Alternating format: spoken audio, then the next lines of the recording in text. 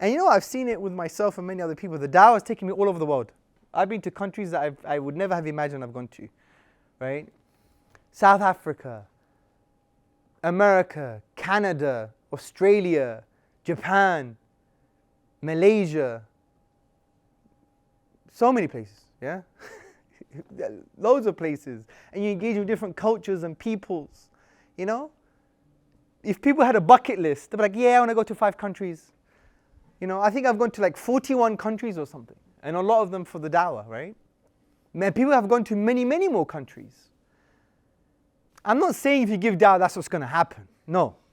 But it's an example of Allah will give you a sense of life, a sense of a higher goal.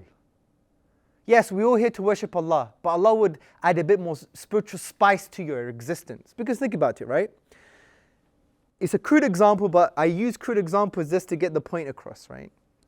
Now, many of us, you know, we're born in a Muslim family, get good education, get a PhD, get a good job, get married, have children, buy a big house, eat lots of food, get fat, then die, usually of type 2 diabetes or heart disease, okay?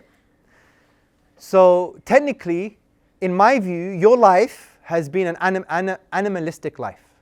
You're no different from an animal. Why? Because your whole existence can be reduced to the core instincts. What are the core instincts? Survival and reproduction. You survived and you reproduced. I don't care if you got a PhD, that's about survival to get a good job.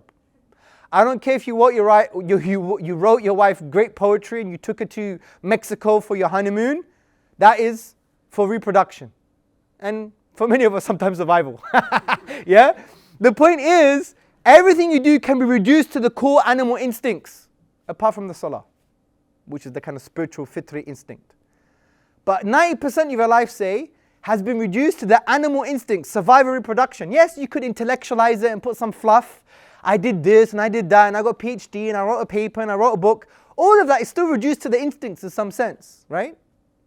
So what makes you different from a bacterium on the posterior of a dead rat?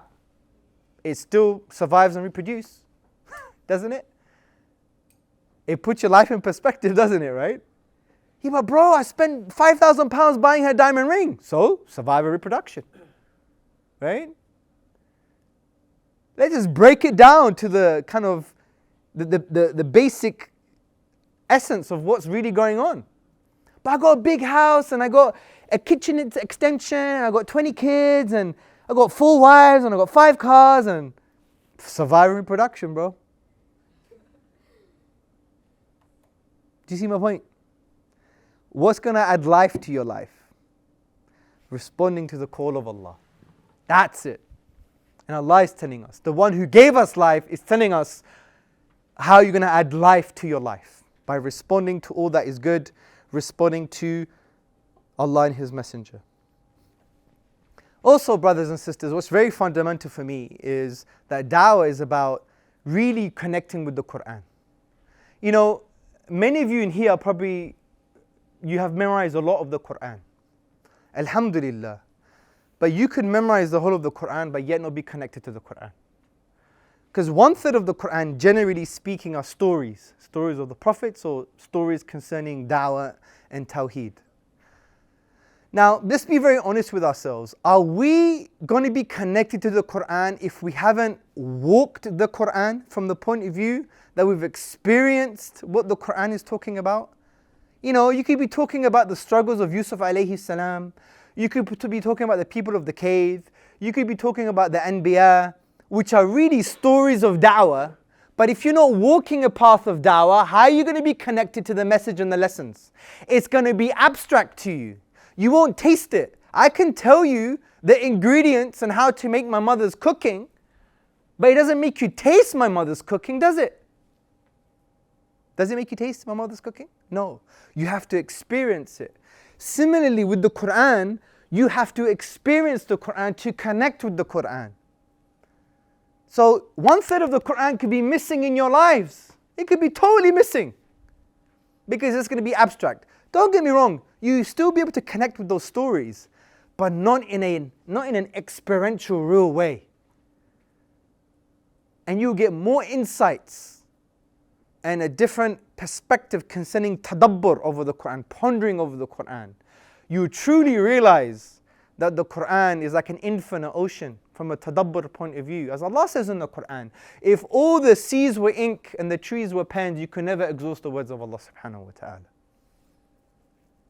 So if you really want to connect with the Quran properly, experience it, you need to be on a path of dawah, because 1/3 of the Quran is about dawah. Also, giving dawah makes you a companion. What do I mean by this? It makes you a companion to the prophetic mission. Now, what is the prophetic mission? The prophetic mission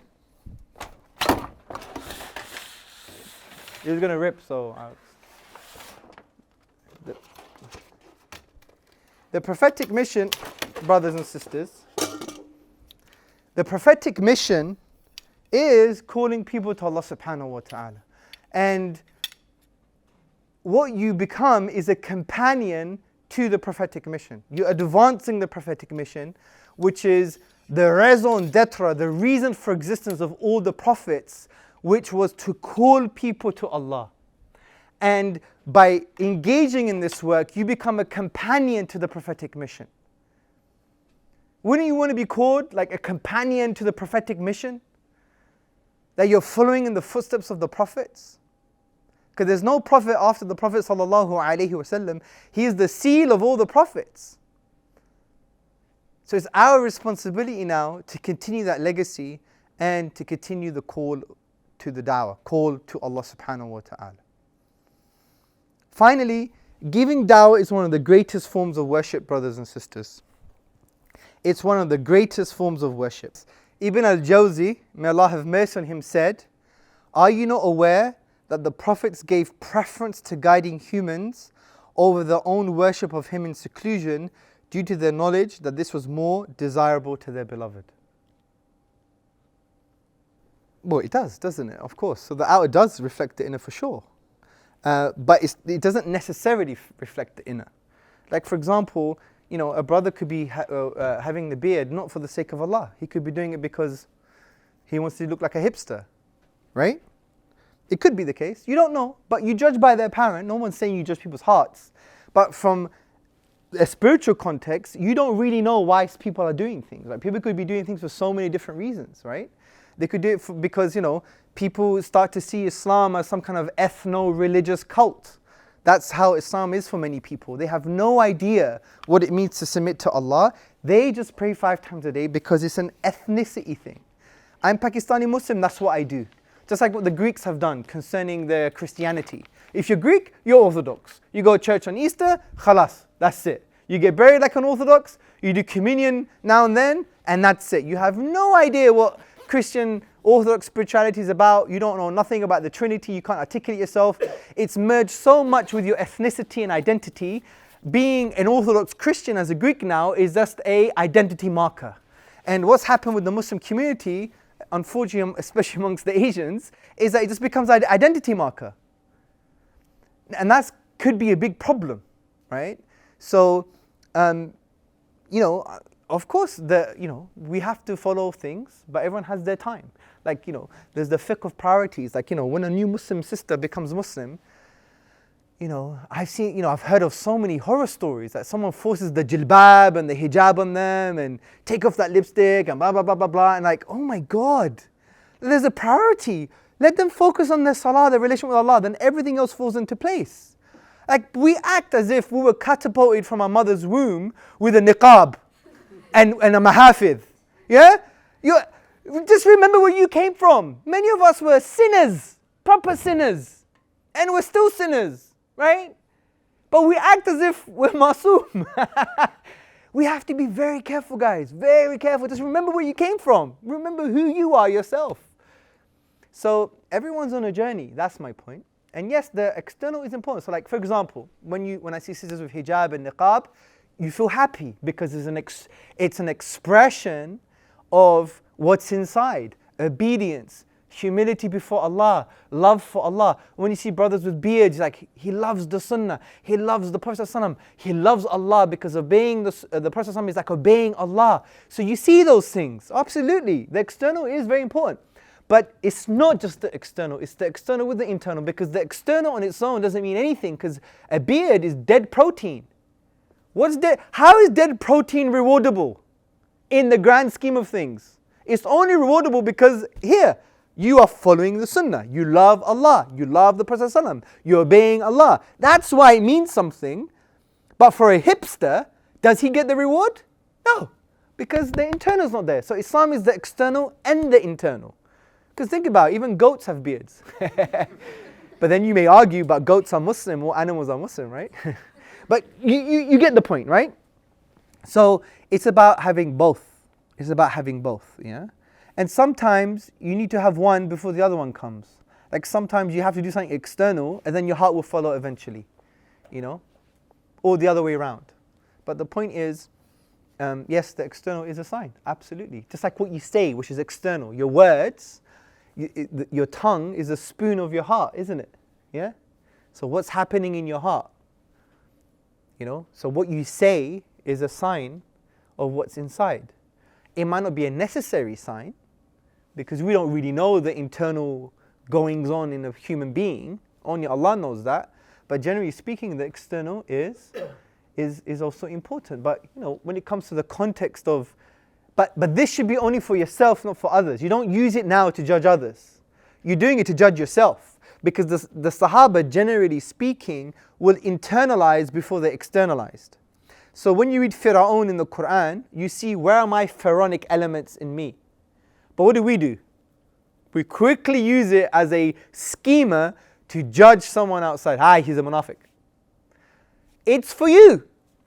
The Quran is revealed to you, to change you and transform you, primarily. And then it's for society. But what we do when we read the Quran and Allah's talking about people or psychologies or states, sometimes what we think is, my auntie's just like that. Yeah? You know, and that's, you know, how many times have I given a talk and I'm like talking about you guys, and then thinking, oh yeah, I know someone, yeah? We have to internalize before we externalize. It's very, very important for us to do that, yeah?